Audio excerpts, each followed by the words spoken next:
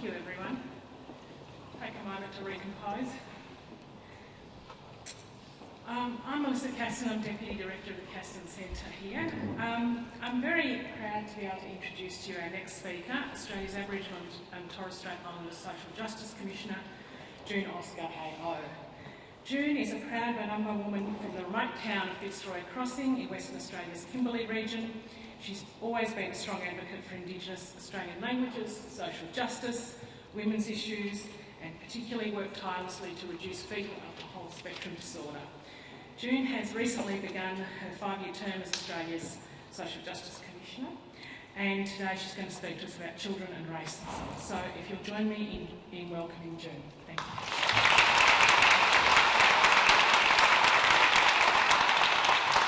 Thank you, Melissa. Jalong Lango, Walangar.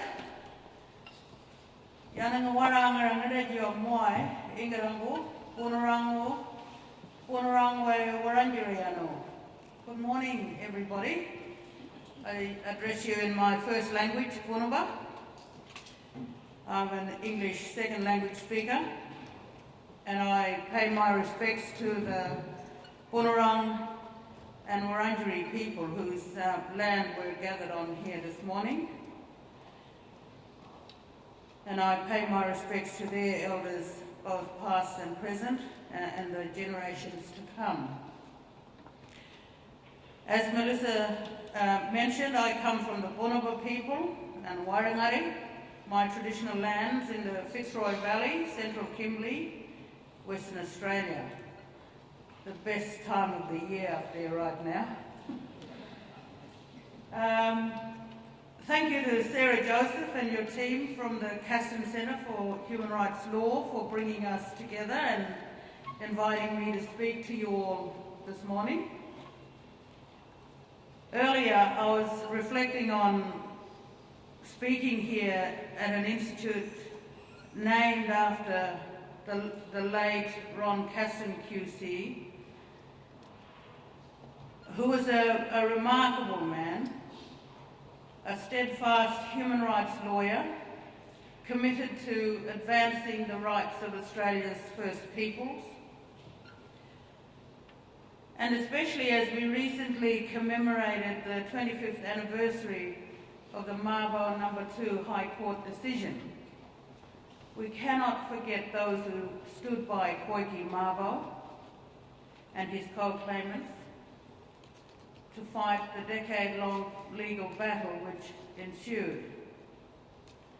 And I'd like to acknowledge Ron's wife Nellie and their daughter Melissa, who are here. Thanks for greeting me today. Nellie, I treasure the memory of your visit to the Kimberley with your late husband, a couple of years after the Mabo No. 2 High Court judgment.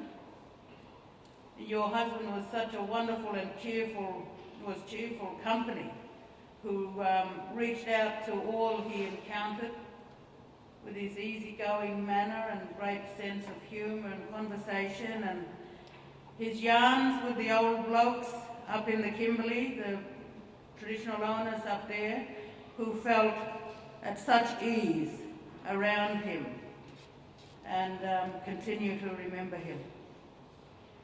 His giant intellect was natural and inclusive and never consciously asserted, although the judges of the High Court may have had a different view when he argued Koiki Mabo's case so persuasively. We will always remember him. I address you today as the first Aboriginal woman appointed to the role of the Aboriginal and Torres Strait Islander Social Justice Commissioner. Just 30 years. Some of you here today may agree with me when I say that women are often the glue holding our communities together, particularly in times of stress. Like many Aboriginal and Torres Strait Islander women, I have multiple kinship and caring responsibilities as a mother and daughter, a sister and auntie, and as a community leader. I'd like to take note that this year represents 30 years since the Australian government funded programs and services to Aboriginal and Torres Strait Islander women. Aboriginal and Torres Strait Islander women are beginning to gain their voice in our society, and I want to emphasise the importance of our role in weaving families and communities into being. So today, the talk isn't very much so on children and racism, but a number of threads that give rise to what are our challenges, what are our achievements, and where our opportunities are. In our many roles, we have a responsibility to nurture and grow strong children, to pass on knowledge, mentor our young people, and listen to what the younger generations in our communities have to say about their lives. While each generation has sought to hold on to their future by addressing the challenges of the time, for far too long the narrative of our fate has been held in the hands of others. It is now our time to take hold of our future. We draw on our strengths, which are centred around our cultural identity, our unwavering connection to our country, our family and kinship, our languages, our songlines and ceremonies. And we stand on the shoulders of our leaders that have drawn from the same deep reservoir of strength. As the Aboriginal and Torres Strait Islander Social Justice Commissioner, it is my responsibility to report to the Australian Government on the exercise and enjoyment of human rights of Aboriginal and Torres Strait Islander peoples. Throughout my 5-year term, I will advocate for and promote the great strength of our peoples across our diverse communities. We know the strength comes from our culture, and this should be the starting point for many of the challenges that we face. It is what gives us the resilience we need, and we know that resilience is the bedrock to combating the pervasive trauma that so many in our communities experience. We must invest in our most precious possessions, our children. We must invest in their safety, their protection, and their quality of life. Sadly, our children have to also be equipped with the tools to combat trauma in a rapidly changing world where the future will bring many complex and perplexing challenges. Overcoming racism in our society is one of these particular challenges. And I want to quote Nelson Mandela, who once said that the very fact that racism degrades both the perpetrator and the victim commands that if we are true to our commitment to protect human dignity, we fight on until victory is achieved. Under international human rights law, freedom from racism and racial discrimination is a fundamental human right.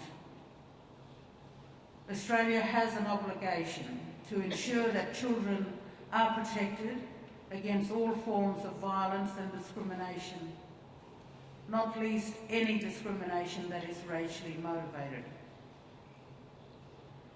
In practice, human rights law doesn't easily translate in our everyday lives.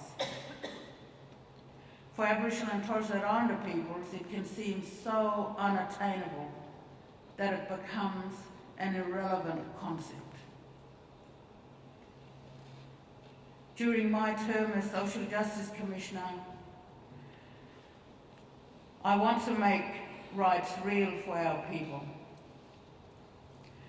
Our rights are real, they are tangible. We need to understand what they are and how we can truly exercise those rights. In September this year, we commemorate the 10-year anniversary of the United Nations Declaration on the Rights of Indigenous Peoples. The Declaration was developed by and for Indigenous peoples across the globe, and it provides the framework on how to fully realise the human rights of Aboriginal and Torres Strait Islander peoples across Australia. We need to be able to make this framework of human rights law and principle accessible and relevant in the daily lived experiences of Aboriginal and Torres Strait Islander peoples. There is a need for more rights awareness, in my view, in our communities, in a language we can understand and has to be translated into tools for people to use.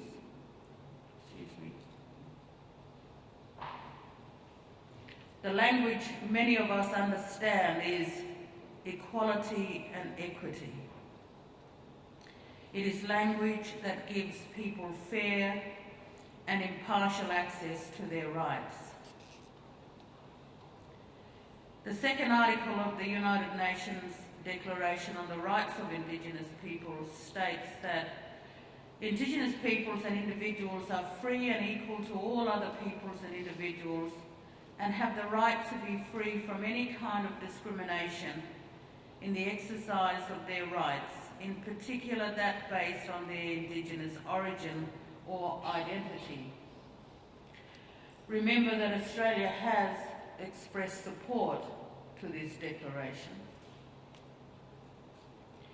Imagine what it would be like to instill all our children with a zero tolerance to racism. Can we imagine a celebration of racial diversity where all our children are taught the proud and resilient history of Australia's First Peoples? I'd like to imagine this for the sake of our children and this nation. But first we have to understand what racism means. It puts a halt to people's lives. It curtails their futures. When we discriminate based on race, the likelihood is that we are destroying someone's future. We know the outcome of racial discrimination. The more frequently it occurs over time, the more entrenched harm becomes. It is no secret Australia's First Peoples have endured systemic racial discrimination in this country, and it is unsurprising that the majority of complaints made by Aboriginal and Torres Strait Islander people to the Australian Human Rights Commission are about racial discrimination. According to the 2016 Australian Reconciliation Barometer, both perceived and actual experiences of racism have actually increased almost 40%. Have actually increased, with almost 40% of Aboriginal and Torres Strait Islander Australians reporting they had experienced verbal racial abuse in the last 6 months. These experiences can be relentless, numbing even.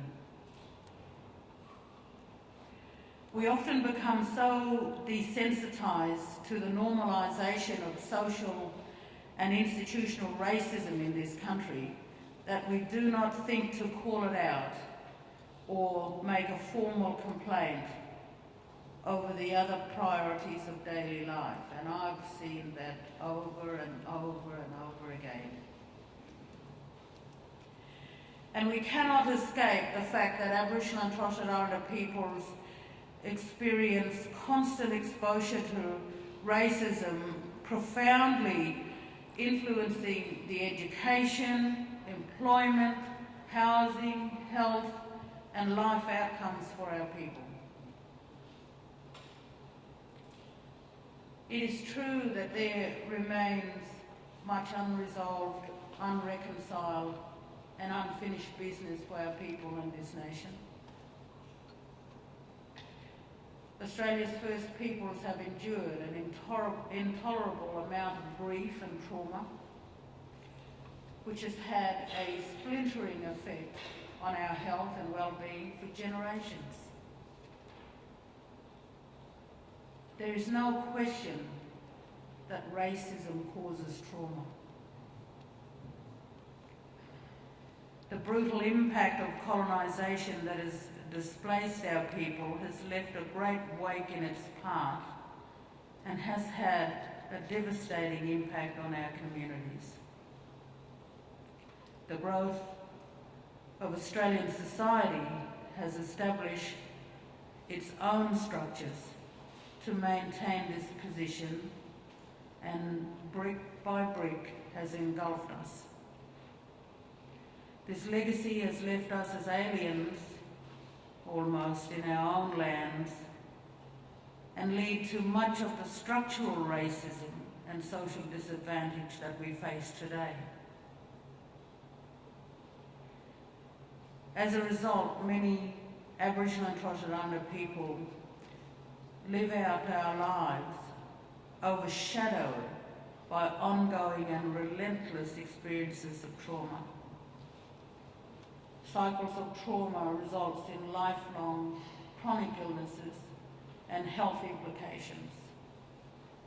It weighs heavy on all our hearts, and if unaddressed, exacerbates drug and alcohol dependence and mental health risks such as anxiety, depression, and suicide. However, we warn people against drug and alcohol dependence. Society should always be safeguarding against ever creating trauma, because it is what is at the root of our public health crisis. I don't want to be sounding so gloomy, and I do want to acknowledge that there are positive practices in our communities where Aboriginal and Torres Strait Islander communities are stepping up to and creating their own responses to social disadvantage and trauma. A few years ago in my own community of Fitzroy Crossing, a high spate of youth suicides and alcohol-related deaths brought about deep sadness within the community. Coroner inquests noted that many of these deaths were preventable, but it forced the women within my community to come together. We called for action on alcohol restrictions and we were met with much resistance, but we were determined to make things better for our community. We knew we had to impact this change. We had to imagine the long-term permanent healing of the gaping wounds left from alcohol abuse in our community. Because we have a vested interest in the survival of our peoples and have to make hard decisions so that our people not only survive but thrive. We also know that as Indigenous peoples, our contribution to the world is incredibly important. We sat down with families and to understand their needs.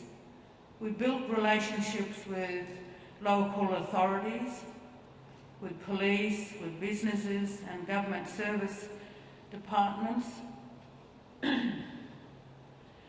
At the core of any of the discussions, our strengths as cultural people laid the foundations to overcome these challenges. We knew we held the solutions within our customary law frameworks.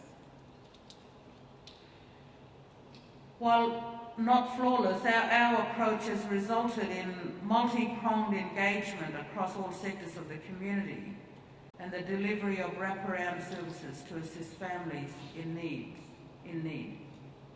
Just last week, I attended a regional roundtable on alcohol management in the Kimberly, and it was an absolute pleasure to see a broader discussion and participation from more stakeholders sitting with the Aboriginal leadership and working through future steps to address this situation at a regional level. This is what is required for greater lasting impact for change. Envisioning change, I would like to imagine what children and young people can be and give to the world when they are free from discrimination. Our children and young people are our future. They are the next generation of leaders and lawmakers for our communities. They are also the artists, the scientists, the writers and the astronauts of tomorrow. Even though we experience setbacks, our people are achieving great things. We celebrate the fact that we now have over 200 Aboriginal and Torres Strait Islander peoples who have been awarded their PhDs, having reached the highest level of academic attainment in the Western system.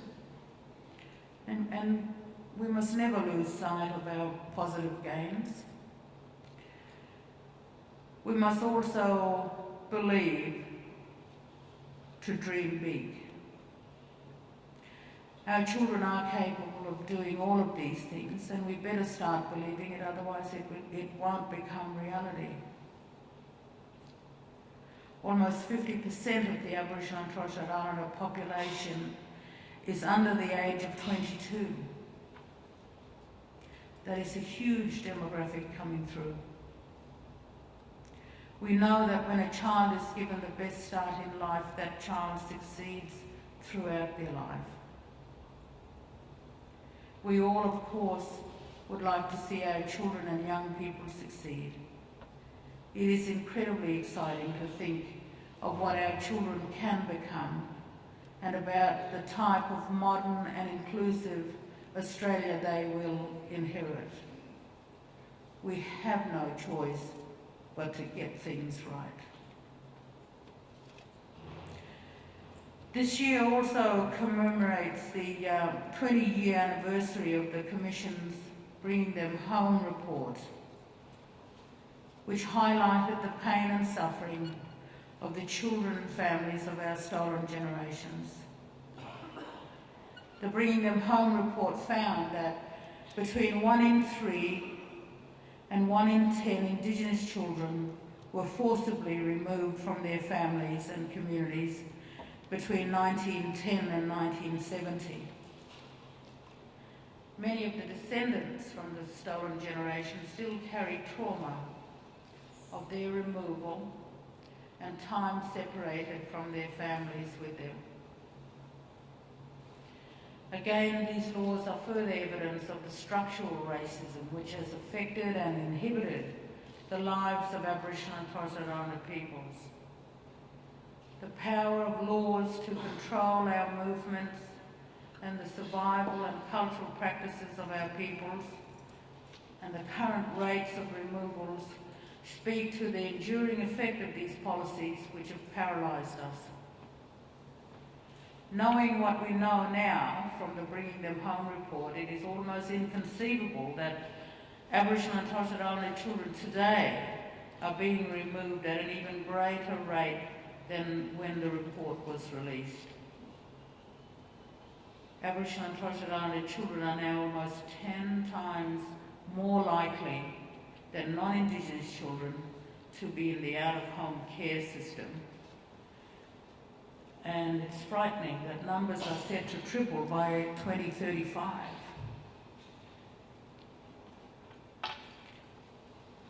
This is a national tragedy.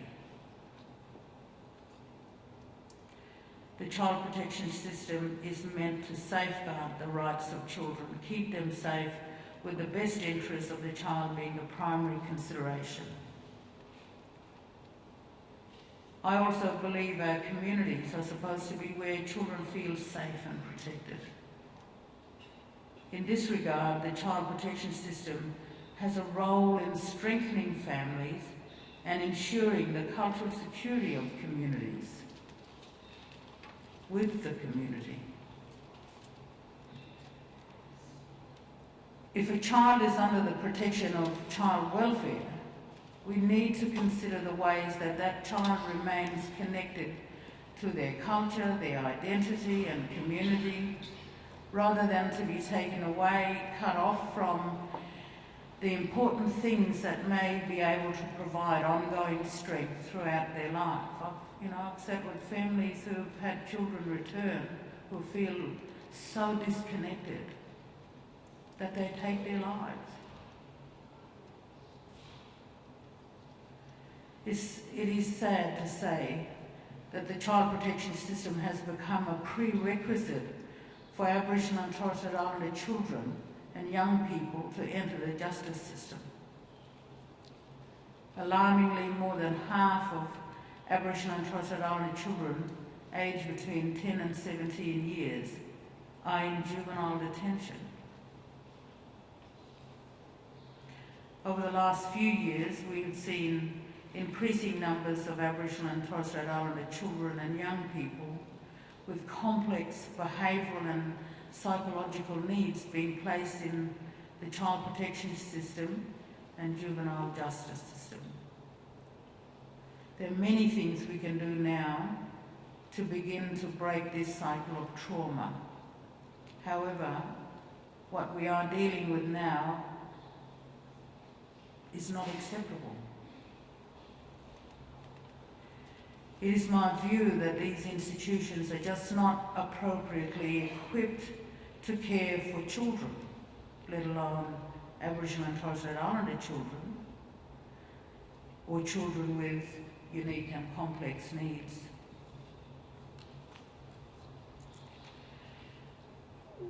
And I've seen this in my own community, working with mothers, their children and families who are dealing with the effects of Fetal Alcohol Spectrum Disorder, or FASD, and early life trauma. I have worked with children who have mental health issues at the age of 5 and 6 and 7. Some of the most vulnerable children in our communities are being exposed to irreparable harm and lifelong effects of trauma. We can prevent this, but only if we understand where it is coming from. Not to make ill-informed allegations on parents being incapable of parenting. We need to understand the whole picture. We need to appreciate our children and families need access to therapeutic educational programs to deal with the effects of early life trauma and complex health-related illnesses such as FASD. And we're capable of this, I believe. As our world is rapidly changing, these children will be waking as adults in a very different future. We have to consider giving them a future they deserve and equip them for what the future holds. We need to end the all too common and disturbing life trajectory of our children. It is imperative that we break the circuit.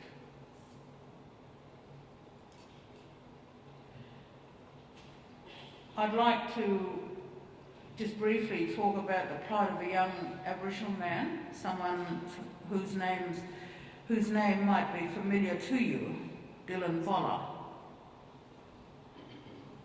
Some of you may have seen the Four Corners program, which introduced and exposed the abuse and neglect of children and young people, including Mr. Voller, in the Dondale Youth Detention Centre in the Northern Territory. The centre was previously a maximum security adult prison. Now it's a maximum security detention centre for youths.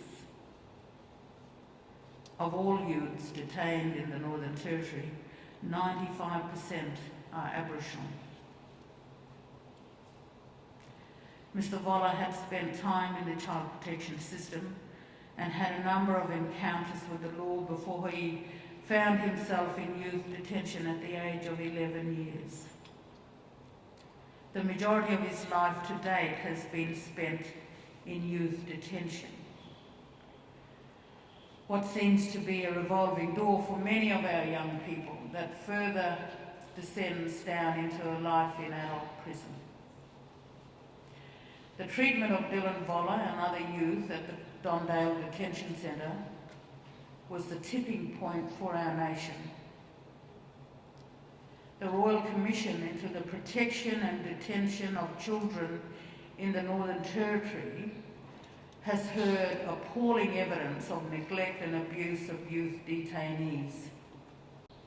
From being denied toilet breaks during transportation and having to go in their own clothing, to being hooded in restraint chairs, the use of tear gas, and children being left in solitary confinement, sometimes naked, for prolonged periods. The purpose of youth detention is to detain and rehabilitate children who have broken the law. These institutions, as they currently operate, are simply unable to do what is required to support our young people. We just cannot treat our children with violence and abuse and expect they will become non-violent, law-abiding citizens. Hello.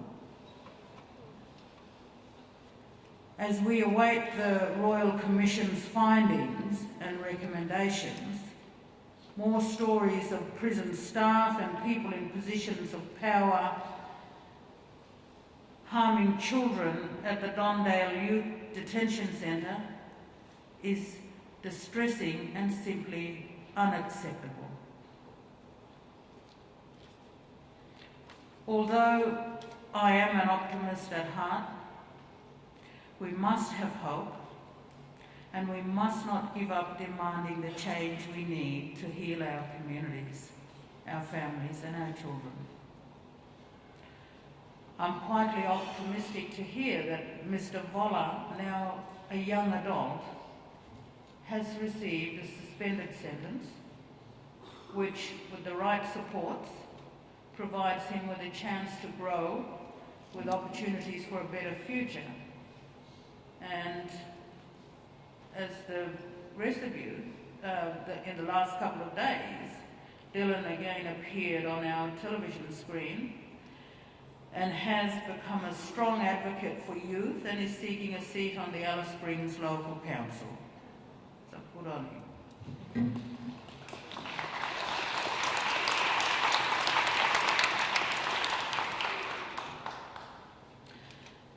Though I do also believe the recommendations in the Bringing Them Home report are just as relevant today as they were 20 years ago.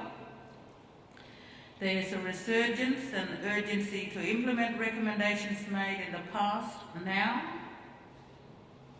The Bringing Them Home report set national legislative standards for the placement of Indigenous children in out-of-home care and for rules to be followed in every matter involving an Indigenous child or young person in the juvenile justice system. Despite attempts made over the years to provide some remedy for our kids in these institutional settings, the fact remains far too many of our children are being placed with non-Indigenous carers, are being separated from their siblings, are losing their connection to their community, country, language and culture, and far too many of our children are given custodial sentences for relatively minor offences, such as stealing a toothbrush because they are homeless. Systemic racism is a major obstacle to addressing these issues, and our peoples are tired of the decades of reports and inquiries that have captured the experiences of our peoples, only to be left largely not actioned and not implemented. As I said earlier, our culture is our strength. The best form of resilience we can give to our children is the therapeutic healing which comes from strong identity, our traditional medicines and practices, our knowledge systems, and access to knowledge sites on our country. I also believe that through education we can overcome many obstacles. Self-determined models of education are paving the way for our children. I've heard incredible successes achieved by Aboriginal-owned and run schools such as the Murray School in Queensland. They provide a holistic learning environment for Aboriginal and Torres Strait Islander children and their families, with healing camps and make available daily family support services. Yuramalay Wesley College Studio School, based in the Kimberly, is another positive example of delivering holistic learning opportunities and career pathways. Education can provide a deeper understanding of the history, cultures and achievements of Aboriginal and Torres Strait Islander peoples. It can foster the development of empathy, to understand what it really means to walk in the shoes of an Aboriginal or Torres Strait Islander person in this country. We do have the power and responsibility as parents and elders to shape the thinking of our children. Their minds are like sponges. They are smart, and when given the opportunity, are hungry to learn. I'd like to encourage you all to be mentors and have high expectations of our children, so they are encouraged to achieve and be their best person, and so that racism has no place in their lives. How can we rebuild and strengthen communities? We are seeing successful educational models that already exist. If we take these learnings and best practices from education settings to the child protection and youth justice arenas, our children may just have a chance in life. I'd also like to talk to you today about how the Australian Constitution is an instrument with the potential to both hinder and benefit the lives of Aboriginal and Torres Strait Islander peoples. You don't need to be a constitutional lawyer to know that the Constitution wasn't written with the inclusion of the First Peoples of this country in mind. It is hard to imagine the drafters of the Australian Constitution were not aware of the active social and political measures working at the time to deny, dehumanise or breed out our mere existence. For the most part of the last 2 centuries, we have been oppressed and excluded from wider society, from our own lands, our home. This complete disregard or denial of our existence and the violent history of this nation is often referred to as the Great Australian Silence. For some, the Constitution reminds us of the living examples of structural racism that frames our existence as Aboriginal and Torres Strait Islander peoples. Our nation has been reflecting upon the historical achievements of the 1967 referendum half a century ago this year. 50 years ago, our fellow Australians stood alongside of Aboriginal and Torres Strait Islander peoples, united in the desire for change. We know that not enough change has occurred in the subsequent 5 decades, but our nation has an opportunity to complete that journey. We know we just can't continue to deny the rightful place Australia's First Peoples have in this country. Moving forward together is our only option. I'd like to provide you with a quote from Gallery Inupingu of the Yolmu people, which I believe sums up the spirit by which we should be guided along this constitutional reform journey. Gallery says, "What Aboriginal people ask is that the modern world now makes the sacrifices necessary to give us a real future, to relax its grip on us, to let us breathe, to let us be free of the determined control exerted on us to make us like you. And you should take that a step further and recognise us for who we are and not who you want us to be. Let us be who we are, Aboriginal people in a modern world. And be proud of us. Acknowledge that we have survived the worst that the past had thrown at us. And we are here with our songs, our ceremonies, our land, our language, and our people, our full identity. What a gift this is that we can give you if you choose to accept us in a meaningful way. I was at Uluru a few months ago when our people spoke out about the structural changes needed for our nation to come together in a meaningful way, in mutual respect and reciprocity. The Uluru Statement from the Heart raises a series of challenges to the Parliament and people of Australia. It calls for constitutional reforms to empower our people and take a rightful place in our own country. The establishment of a First Nations voice enshrined in the Constitution. A Makarrata Commission to supervise the process of agreement making between governments and First Nations, and truth-telling about our history.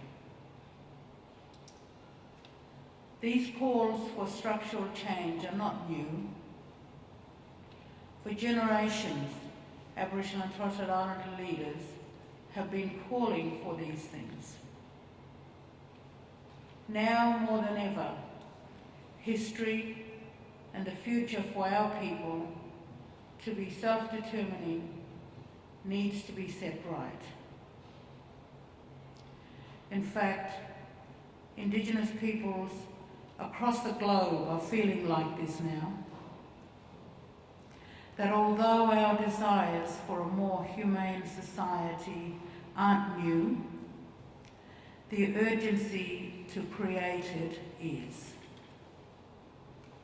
We have got to find a way to reground ourselves where we are able to pursue self-determination, which is primarily a collective right, but it also recognises rights of individuals in pursuing a better life.